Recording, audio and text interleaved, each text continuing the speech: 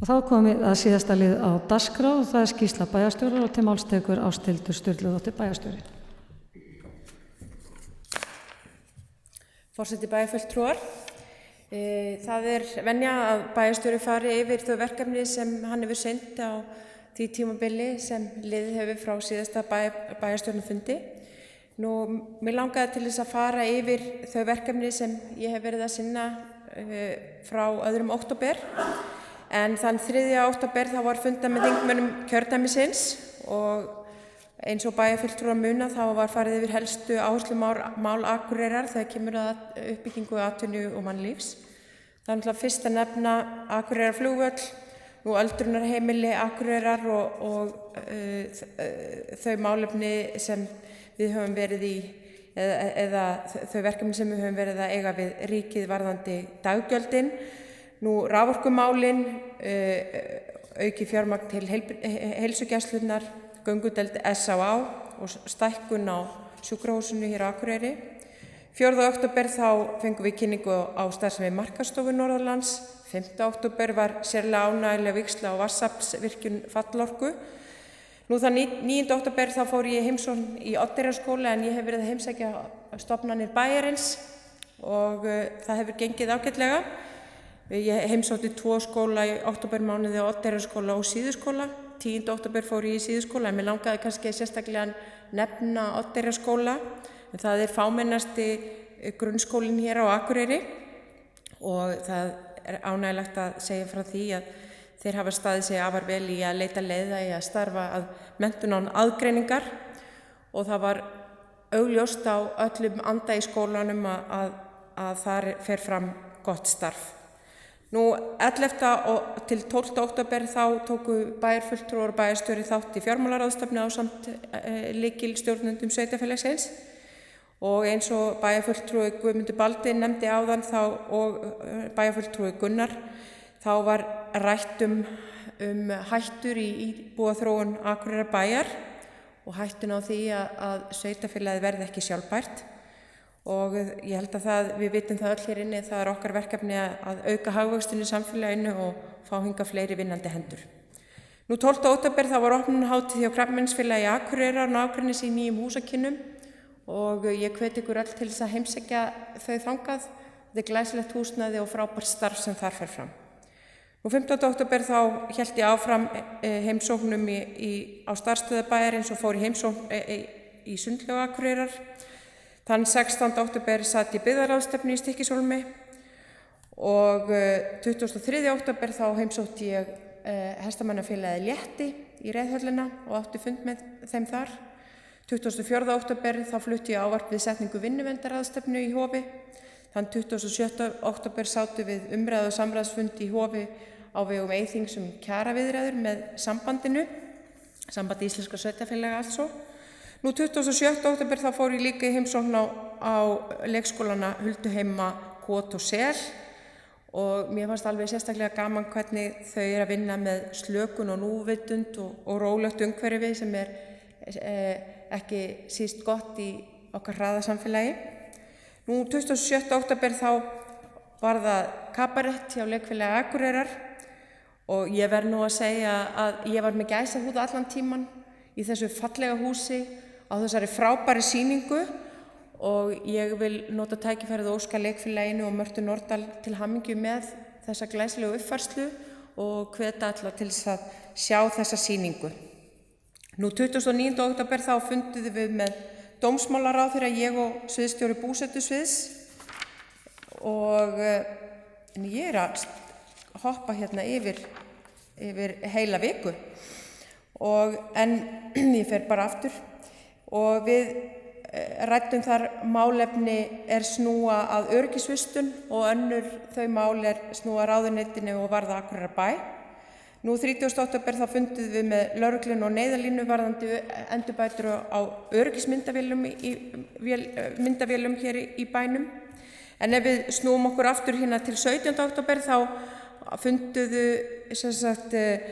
bæjarstjóri, forseti bæjarstjórnar og formaður bæjarráðs og formaður stjórnar Akureyrarstofu með fulltrúum SÁÁ, heilbrigðisráðherra og samgöngu- og sveitarstjórnarráðherra og sömuleiðis var Alþingi heimsótt og var þar sérstaklega til umræðu málefni göngudeildarar SÁÁ og bæði að sjálfsögðu hjá SÁÁ og hjá heilbrigðisráðherra. Einnig var rætt alvarlega stöðu hjá HSN varðandi starfsmannamál og húsnæðismál og þá ræddum við á fundi með ráðherra sveitarstjórnarmála Akureyrarflugvöll, samgönguáætlun og auðvitað raforkumál og tekjuskiptingu ríkis og sveitarfélaga. En eins og ég sagði áðan þá hittum við þingmenn í Alþingi og ræddum við þá að sjálfsögðu málefni sveitarfélagsins og myndum þá á þau mikilvægu verkefni sem þeir hafa að vinna hér fyrir okkur. Þann 18. október þá átti ég stund og ávarpaði eldri borgara í Glerárkirkju og 19. til 21. október þá sátu ég og forseti bæjarstjórnar ráðstefnuna Arctic Circle og tók þátt í málstofu vegna Northern Forum sem sveitarfélagið hluti af. Þann 22. október þá var ég viðstödd þegar miðstöð norðurslóðarannsókna að Kárhóli í Reykjadal var opnuð, en þetta nefnist China Icelandic Arctic Observatory og þetta samstarfsverkefni íslenskra og kínverskra vísindastofnana og mér skilst að þarna muni vísindamenn rannsaka norðurslóðir í alþjóðlegu samstarfi. Og kvöldið þá satt ég boð hjá menntamálaráðherra og kínverska sendiherranum og þar náðum við að ræða ýmis mál varða samstarf sveitarfélagsins og ekki síst önnur málefni varða menntamálaráðuneytið. Nú 23. október þá heimsótti ég umhverfismiðstöðina og það kraftmikla og skemmtilega starfsfólk sem þar starfar. Þeir voru á fullu í að undirbúa haust- og vetrarverkefnin og ég fór og keyrði hring í bænum með verkstjórum og forstöðumönnum þar og fórum yfir helstu verkefnin og framkvæmdir sem framundan eru. Nú, ef við vindum okkur aftur í 30. október, þá heimsótti ég Króaból og 30. október var líka aðalfundur MAK og 31. þá undirritaði ég fyrir hönd Akureyrarbæjar samningum jafnréttisvogina á ráðstefnu félagskvenna í atvinnurekstri sem nefndist Rétt upp hönd og það var á 50 fyrirtækja sem undirrituðu þá yfirlýsingu.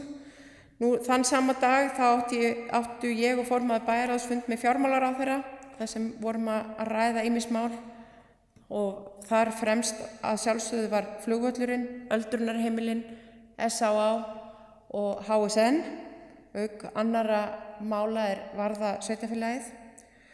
Og 1. nóvember þá var haustfundur almannavarnanefndar Eyjafjarðar og kvöldið þá var bleikt kvöld á Icelandair eða lokahnykkurinn á dömulegum dekurdögum og það var virkilega yndislegt kvöld þar sem þær Vilborg Jóhannsdóttir og Inga Vestmann afhentu afraksturinn af dömulegum dekurdögum en þær sofnuðu næstum 3 milljónum í því átaki og mér finnst sérstök ástæða til þess að þakka þeim fyrir hönd bæjarins fyrir sitt framlag nú síðastliðin 10 ár en á þessum tíma þá hafa þær safnað rúmlega 20 milljónum í þágu Krabbameinsfélags Akureyrar. Þarna kom líka fram Helga Hafsteinsdóttir sem glímir við krabbamein og mér finnst líka ástæða til þess að nefna hennar einstöku sýn á lífið og hvernig hún lýsti sínum aðstæðum. Nú 2. október þá heimsótti ég öldrunarheimili Akureyrar á Hlíð, lögmannshlíð eftir og þar tóku stjórnendur á móti bæjarstjóra og við skoðum húsakynnin og fórum yfir starfið sem þar fer fram sem eins og allir vita framúrskarandi. Og svo í gær þá var samráðsfundur sem bæjarfulltrúi Eva nefndi með SAK og það var sömuleiðis frábært fyrir nýjan bæjarstjóra að fara yfir þau verkefni sem þar eru og hitta starfsfólkið og heyra hvernig þau tala sem dálítið annað en við heyrum víða í heilbrigðisþjónustunni. En ekki það vantar alltaf fjármagn en mikil jákvæðni þar í gangi. En takk fyrir. Það er Ásthildur Sturludóttir lokið máli sínu og eftirtalda fundagerðir eru lagðar fram til kynningar. Það er afgreiðslufundur byggingafulltrúa 12., 18. og 24. október og 1. nóvember. Bæjarráð 18., 2., 25. og 30. október og 1. nóvember. Frístundaráð 17. október, fræðsluráð 15. október, kjarasamninganefnd 30. október, skipulagsráð 31. október, stjórn Akureyrarstofu 18. og 1. nóvember, 18. október og 1. nóvember, umhverfis- og mannvirkjaráð 27. október, velferðaráð 17. og 31. október og eldungaráð 9. október. Hægt er að nálgast alla fundagerðir á heimasíðu Akureyrarbæjar. Og þá er bara dagskrá tæmd og fundið slitið klukkan 8. Takk fyrir góðan fund.